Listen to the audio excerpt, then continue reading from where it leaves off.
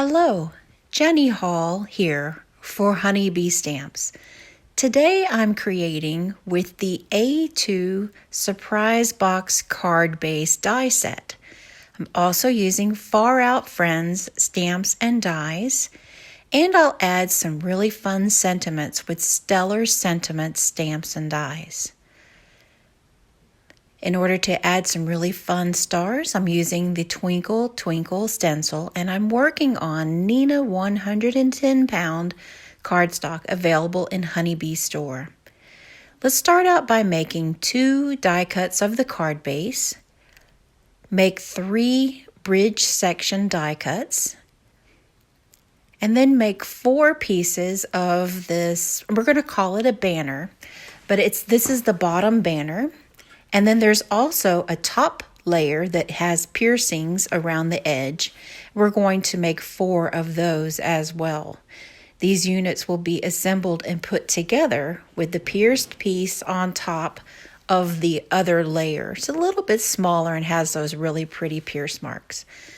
There's also a die that creates extenders in order to add things that come out of the surprise box.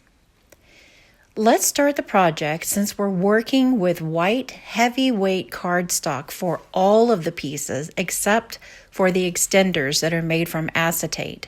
So we're going to add color to the areas that I want to have colored.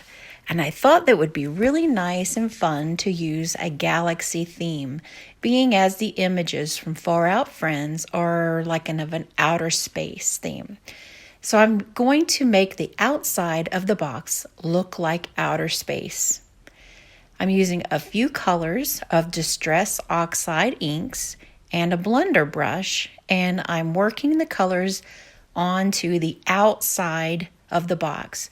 You'll know that it's the outside because the score marks are indented into the paper, and also you can see that the attachment tab is on the left of this piece. Now once it's flipped over, the attachment tab is on the right, and you can see that the score marks were on the other side. I'm going to add some blue to the opposite side, and you'll see why we're going to do that because it's going to show through. Now take the Twinkle Twinkle stencil that is a part of the new release from Honeybee Stamps birthday release, and we're going to add some stars to the outside. You'll notice it's the outside because the tab is on the left, the attachment tab there. So between yellow and gray, there's going to be a variation of colors. If you want your stencil to stay in place and you don't feel that it's very secure, then try some pixie spray. Now I'm going to add a little bit of color to the top area of all 3 of those bridge items. Now, if you see that there is an attachment tab on the left and the right, you'll see which side is going to be the front by looking for the score marks. The paper is scored down into the front, but honestly, you could use this in either direction. It would be okay. I'm just adding a very light amount of color because I don't want that area to be white that is going to stand up. Now here is that bottom layer of the banner, and I'm using Pumice Stone Distress Oxide. It's a very light gray, and I'm just adding color around the outside edge. This is the pierced layer. I'm going to stamp some images onto each one of these panels, and then we're going to layer this on top of that gray bottom layer. So I'm using some different inks, and the sentiments were stamped with a permanent ink, but the images that I want to color with Copic markers are stamped with a Copic friendly ink. Memento is a great ink to use for Copic coloring because it's dye-based, and I thought that gray would look a little better than black in order to color in the images. But there is definitely a gray theme with the whole color scheme. I've listed all of the marker colors on screen as we go, and I've also put the caps to where you can see them in the screen. So the first thing I'm going to do is coloring these panels before I adhere them down to the bottom part of the banner. I wanted this part of the banner to stand out and look separate from the bottom layer. And now you can see in contrast, the bottom one is gray and the top one is white, and that's going to give me that little bit of visual dimension. So let's start putting together our surprise box.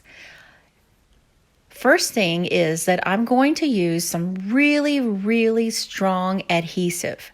This is double-sided tape, and it's about 1/8 of an inch thick. You could use 1/4 inch, I think, and be safe.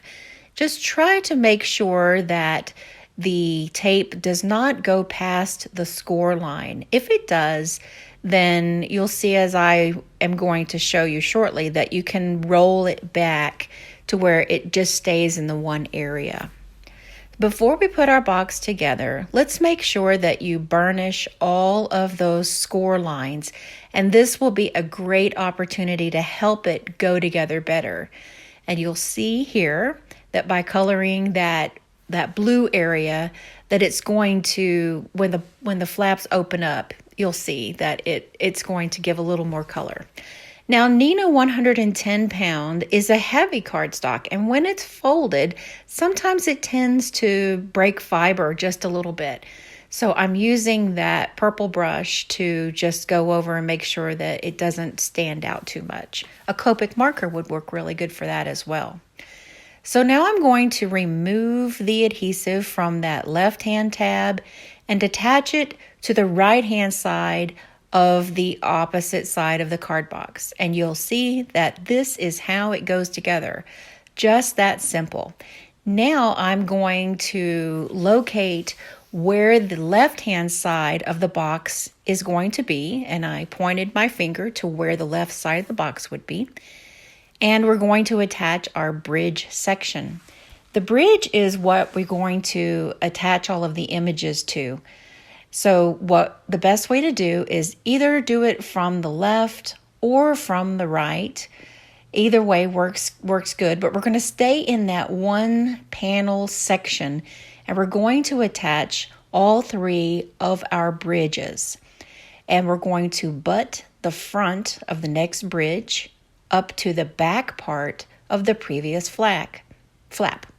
So you can see here that I'm taking off that adhesive. I roll it back if needed, and then I'm going to place that next bridge section right into that one area that we're working on, and have all 3 of the bridges left-hand tab on the one section that would be the left side of the box.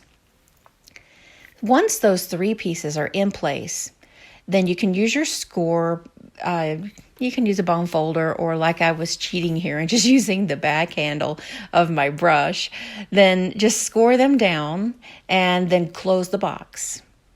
And the adhesive is going to be picked up right here on the other side of the box. And that's how I use a shortcut to attach to the opposite bridge area. If you have a stubborn piece like I did, then just pick up the box and manipulate it until you get it in the right place. And then you have all your bridges attached on the left and the right side of the box. Now it's okay to close the other opposite side of the card. And this is going to completely join the surprise box. As you can see here, we've got all of our bridge sections in place, and it moves very nicely. So now I'm going to burnish down those flaps. And this is the part that kind of makes it surprise, because when someone opens it up and the flaps fall down, then the images will be seen. But first I'm going to adhere those banners right over that area. And you can see that the scallops are made to fit directly into the flat pieces. They nestle in there perfectly. This is why I added that blue on the opposite side of the A2 surprise box, because I wanted that blue to be a background instead of it being white on the inside. But the bottom half of the surprise box doesn't show because the bridge is covering it. I hope that makes sense. So now let's stamp a whole bunch of images, and I'm going to stick with that same gray ink, and I'm going to use the scraps of when I did the die cuts of the surprise box. Normally you would see me use the Misty tool to do my stamping, but because I was using the scrap pieces, it's just as quick for me to grab a block and do that onto a block. So I'm using some fun Copic colors in order to keep the theme very light and whimsical for this outer space surprise box card. And I thought it would be fun to just use my imagination and make the animals or the critters or the aliens, whatever you want to call them, but I thought it would be fun to make them some unexpected colors. But I'm keeping the sun, the moon, the planets, all pretty much what would be expected. But the aliens are free to be any color. So of course I had to make one pink. My youngest son, Nate, has a birthday coming up in May, and he may just get this surprise box card. But his favorite color is pink. He's a 6-year-old boy, and I'm not going to discourage his love of pink because I like pink as well, but not as much as Nate. So here is a pink alien, and I'm just using a very simple color combination and doing very easy, simple coloring. I'm not trying to give a outstanding dimensional look to each of the images. I just want to do some simple coloring that has a little bit of contour and blend to it. So 2 green markers on the green land area of the globe, and the 2 blue markers are just enough to get that done.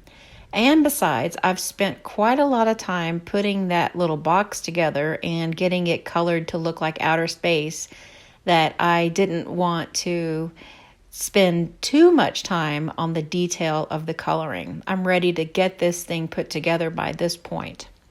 So I'm going to do all of the Copic coloring and get that all die cut. And I like to use my Gemini Junior die cut machine. So in order to get the die cuts to stay in place, if you have a die cut machine, then you may notice that sometimes the images, once you put them down on the cutting area, that they like to move around a little bit. And these dies are really great. They cut nice and close to the image, but not too close. But back to the point, I like to use a piece of tape in order to hold them all down together. There's many different kinds of tape that you can use, and Honeybee carries a lot of tape in their store. I tend to like purple tape because it can be reused several different times on all of the die cuts. Here's a rocket ship, and it is just so cute. So I thought I would go with some really neutral colors on the rocket ship. Since the aliens are kind of the far out colors, then the rocket ship brings back and ties in between those grays and blues that are on the card base versus all of the crazy colors that are on the aliens. So I'm using the rocket ship kind of as my grounding space to make a good transition between the card base and the images. And here's this cute little fluffy alien. He is just the cutest. I love all of the artwork of Honeybee stamps, and this is no exception. And it's so fun to sit down and just color something really whimsical and carefree, knowing that there's not really a cotton ball alien out there that I need to try to get the colors to look like they're supposed to look. Instead, I can just make it look like anything I want. and my son will still like it. So I'm going to use the same easy color combinations on the realistic looking pieces as well, and that would be like the moon and the stars. When the dies come from Honeybee, you have to snip them apart, so be careful snipping them. And then once they're all die cut, then now we get to finally attach these fun images to the card. Now here's a look at what it looks like to use those extenders. You notice they're attached to the image and to the actual bridge section. My best advice in using these dies, if you want to mail your card, you have to make sure that everything stays in the perimeter of the surprise box. So you see, as it is folded down, that I can make sure that the images that pop up from the bridge area are going to not be extended past the perimeter of the card base. I'm going to use a really strong adhesive to attach the extenders.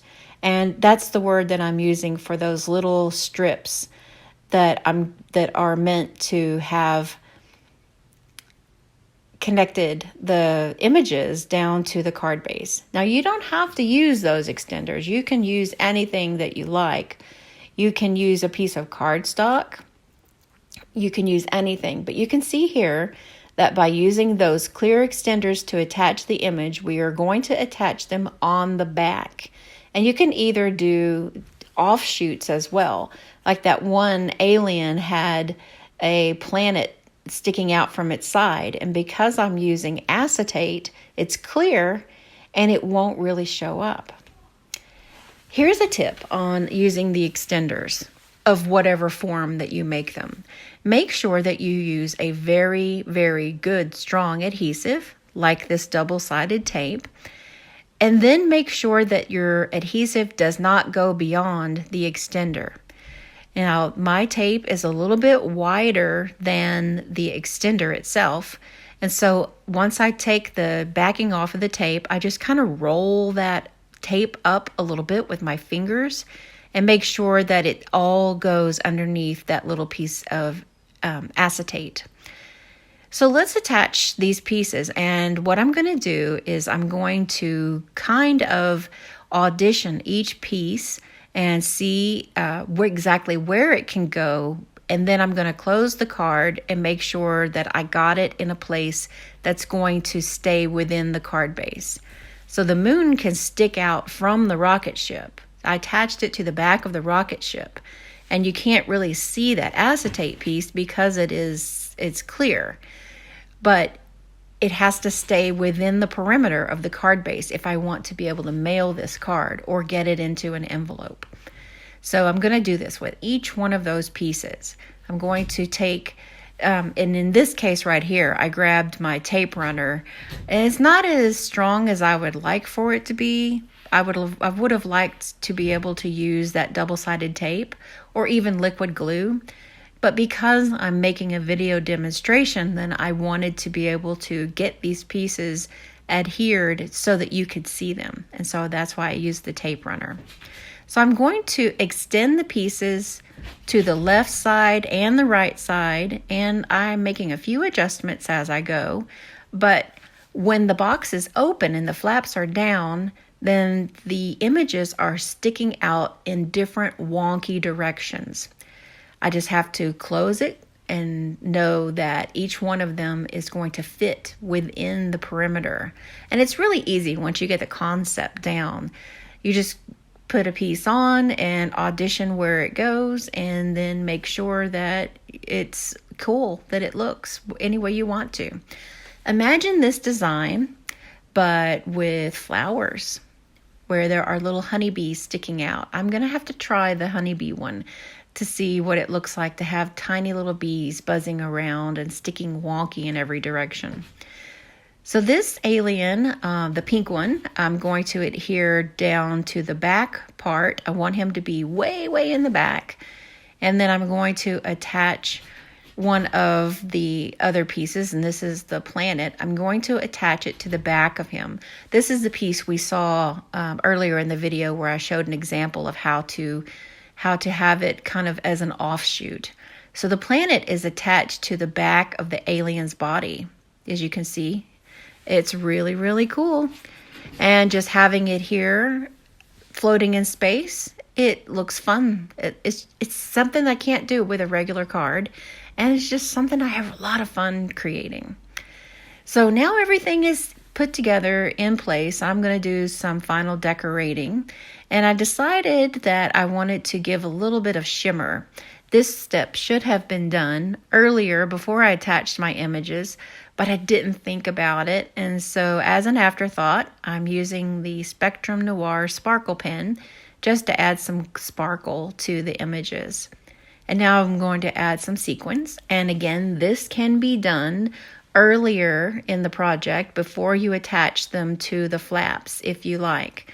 I would suggest really planning out what you want your finished product to look like. Now I'm using my anti-static powder tool, and I'm just rubbing it along where the connection is between the extender and the back where the adhesive is, in case any got out of behind the acetate. That's an easy way to just take the sticky part away from the adhesive, and it won't be sticky anymore.